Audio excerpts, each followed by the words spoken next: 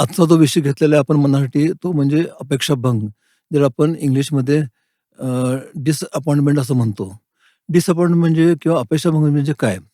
पुष्कळशा वेळा आपण अपेक्षा करतो. मी ही गोष्ट करू, मी ती गोष्ट करू असं करतो.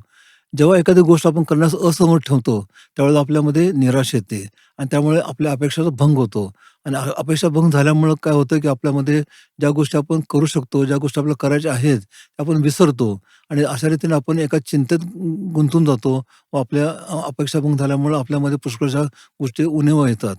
आज आपण बघितलं तर आपल्या अपेक्षा भंग न होता आपण त्यामध्ये अपेक्षा असणं महत्त्वाचं आहे. आपण जर बघितलं तर पवित्र शास्त्रामध्ये दिसून येईल, की पुष्कळशा लोकांच्या अपेक्षा भंग झाल्या होत्या. पुष्कळशा लोकांनी मनात काय ते गृहीत ठेवलं होतं. मनात काय तर संकल्प केले होते. परंतु त्यांनी अपयश झाल्यामुळं ते खचून गेलेले नाहीत. ते पुढे गेले. कारण ते परमेश्वरा भयामध्ये होते, परमेश्वराच्या चरणामध्ये होते, परमेश्वर प्रार्थनामध्ये होते आणि म्हणूनच ही जी आपल्यामध्ये निराशा आहे, जी अपेक्षाभंग आहे, ती आपण न करता परमेश्वरामध्ये स्थिर राहून परमेश्वराचं सहाय्य मागणं अत्यंत महत्त्वाचं आहे. अपेक्षाभंग याचा अर्थ जीवनाचा अंत असं बिलकुल नाही. अपेक्षाभंगातून आपण नवीन उभारी घ्यायला पाहिजे. त्याप्रमाणे आपण त्यामध्ये वागलं पाहिजे.